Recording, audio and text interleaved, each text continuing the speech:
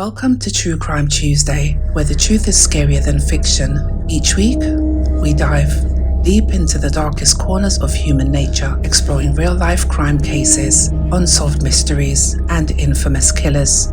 From chilling disappearances to horrifying serial crimes, these stories are as disturbing as they are true. So if you think you can handle the horror, stay tuned, because some of these cases are so terrifying, you may not sleep tonight. The Tamám Shud Mystery, Somerton Man. The first golden rays of sunlight pierced the horizon, casting long shadows across the empty beach.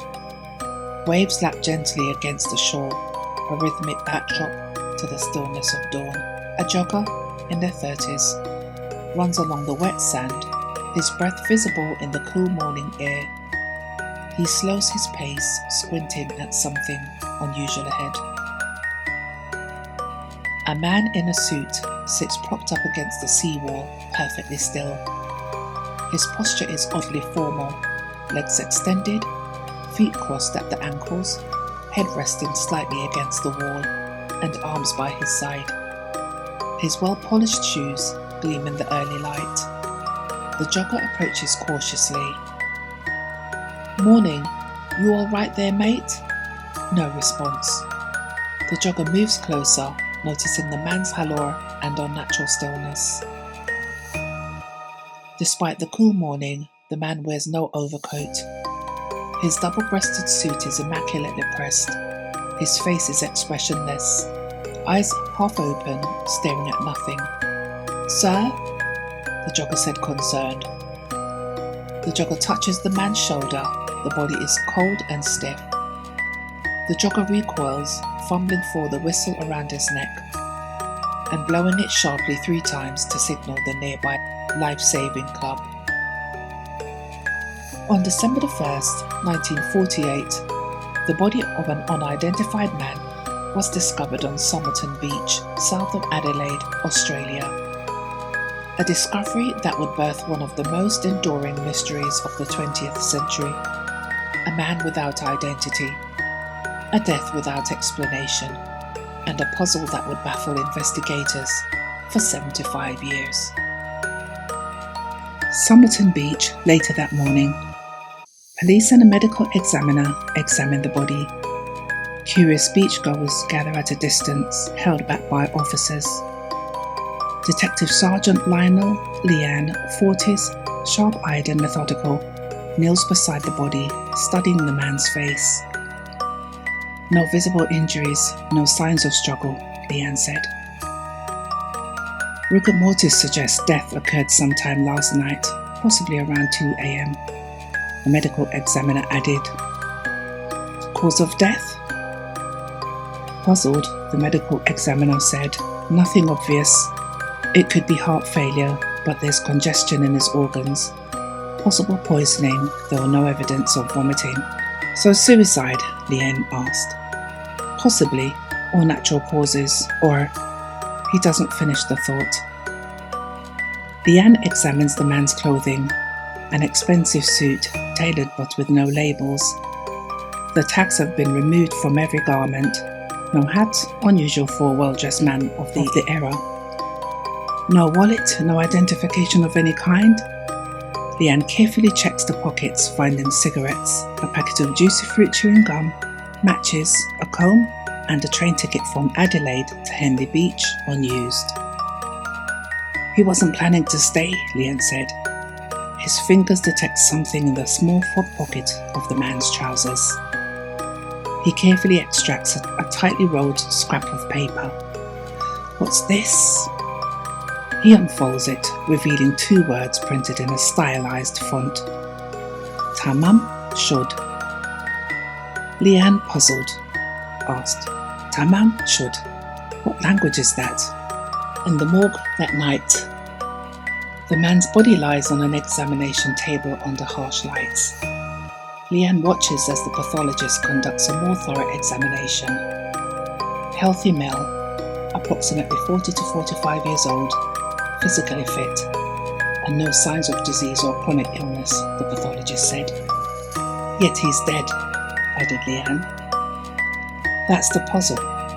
His organs show extreme congestion, especially in the stomach and spleen, consistent with certain poisons, the pathologist nodded. So murder then, Leanne said. I can't say definitively. There's no evidence of any poison in his system that I can identify, but his blood vessels show unusual patterns. The pathologist points to magnified photographs of blood vessels. These appear damaged in ways that suggest a very unusual toxin, not something commonly available. So someone with specialized knowledge, Leanne asked. Or access or restricted substances. Any identification markers? Leanne asked. Scars? Tattoos? Nothing distinctive, though his calf muscles are unusually developed and his feet show a distinctive wedge pattern similar to what we'd see in ballet dancers or soccer players. So not your typical Australian then, Leanne added. And there's something else. The pathologist points to the man's stomach contents. His last meal was a pasty, eaten a few hours before death. But here's the odd part. I found no evidence of alcohol in his system. Why is that odd? Leanne asked. Because his organs show signs of chronic alcoholism, yet he hadn't been drinking. Leanne considers this, his brow furrowed. A man kicks his habit, then drops dead on a beach? With no identification, wearing a suit and with labels cut out, the pathologist added, and a cryptic note in his pocket, Leanne said again. At the police station, in the evidence room the next day. Leanne lays out photographs of the unidentified man on the table. Next to them, bags containing the man's belongings. Constable John Moss, in his 20s, eager and attentive, studies the photographs. No one's reported him missing, Moss asked. Not a soul, Leanne said. We've checked hotels, boarding houses, train stations, nothing. And the Tamám Shud note? Moss asked. Professor Cleland at the university believes it's Persian, means it is ended, or the end, typically found at the end of a poem or a book. So it was torn from something, Moss asked. Exactly, Leanne said, torn from the last page of a book.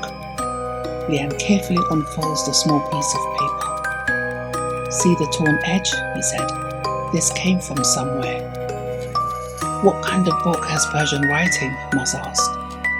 That's what I need you to find out, Leanne added. Montage investigation. Newspapers published the photo of the unknown man with headlines asking for identification. The morgue preserves the body, making plaster casts of his features. Police check dental records against missing persons.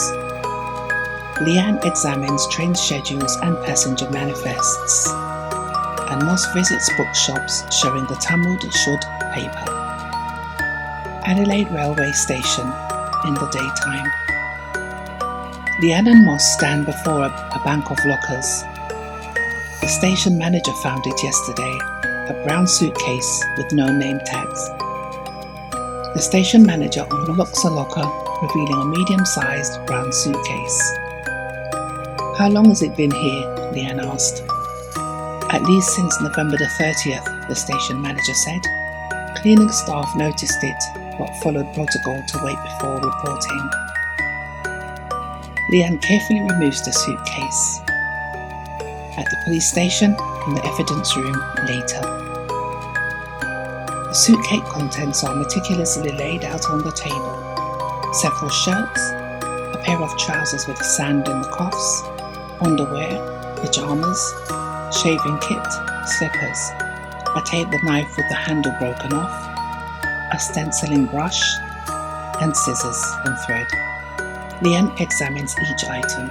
All the labels have been removed, just like his suit. Professional job too, Moss said. No careless snips or tears. What kind of man deliberately removes every trace of identification from his clothing? Leanne asked. Someone who doesn't want to be found, or someone who doesn't want others to know where he's been, Leanne added. Leanne finds something else in the lining of the suitcase, a label that wasn't completely removed. The letter Keating are visible. American-made jacket, Keating. Could be Keating, Leanne thought. An American, Moss asked. Or someone who bought American clothing. Moss examining the stenciling brush. This is interesting. Not something your average traveller carries. Leanne stepped forward. For marking cargo, perhaps, he said, or military equipment. They exchanged significant looks. In the library that day, Moss sits at a table surrounded by books. He carefully compares the Tamám Shud slip to various volumes of Persian poetry. A librarian approaches with another stack. These are the last of our Persian texts. Most are translations, of course, she said. Moss opens a book titled The Rubaiyat of Omar Khayyam. He flips to the last page, then stops, his expression changing. The font matches, he said. He carefully places the torn piece beside the final page of the book.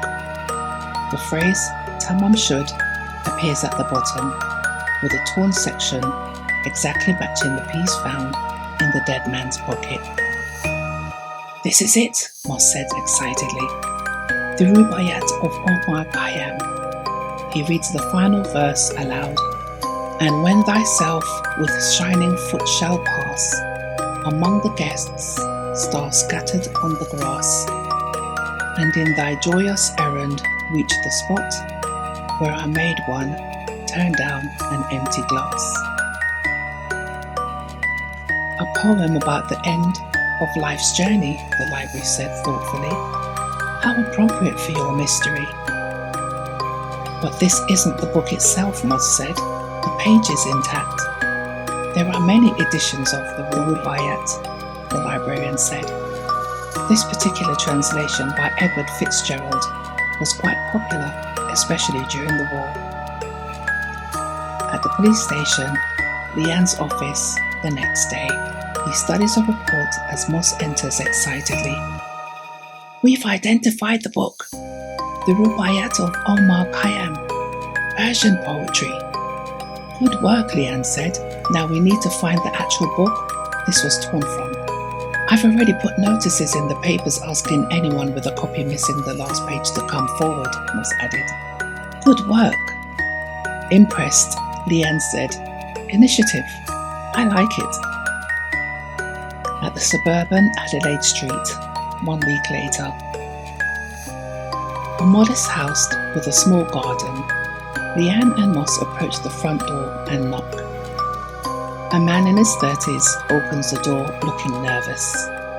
You're the police, about the book, the man said. Detective Sergeant Leanne, this is Constable Moss. May we come in? The man leads them into his living room where a woman, Jessica Thompson, 25, sits anxiously. On the coffee table lies a copy of the Rubaiyat, a small rare edition. My name is Ronald Francis. This is Jessica Thompson. I found the book in the back seat of my car about 2 weeks ago, the man said. Your car was unlocked? Leanne asked. I leave it unlocked in my driveway, Francis said. Didn't think much of the book until I saw your notice in the paper. Leanne picks up the book, examining it. He turns to the back. The last page is torn out, exactly matching the scrap found on the dead man. This is it, Leanne said. He opens the book, finding something even more startling. Faint indentations of handwriting are visible on the back cover, a series of seemingly random letters.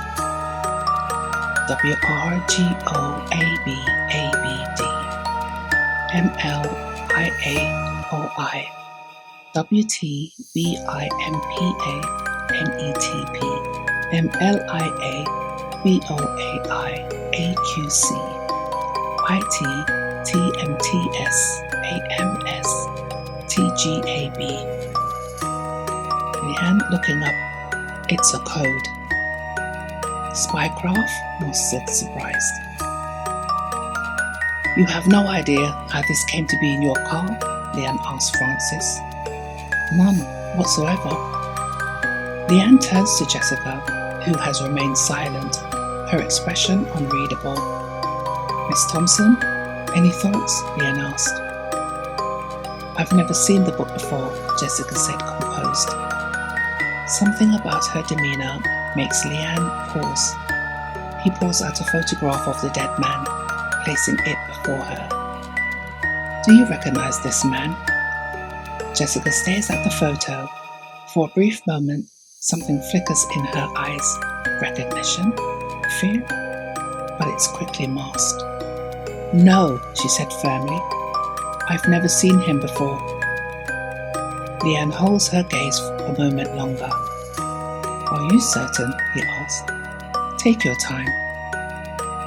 I'm quite certain, Jessica said, unwavering. In the police car, later, Leanne and Moss drive away from the house. She was lying, Moss said. Did you see her face?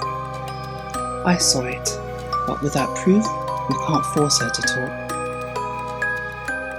You think she knows who he is? Moss asked. I think she knows a lot more than she's saying. At the police station, cryptography department on the day, Leanne sits with Professional Cleland, a man in his 60s, a cryptography expert of 50 years, who examines the code from the book. It could be a one-time pad cipher, the cryptography expert said, virtually unbreakable without the key. What about the letter grouping? Any patterns? The first line could be WGB, Western Group B, military designation, perhaps, the cryptographer expert said. Or initials MLIA or I could represent words or names, Professor Cleveland added. If it is a code, what's it doing in a book of Persian poetry found in a random car, connected to an unidentified dead man? Leanne asked.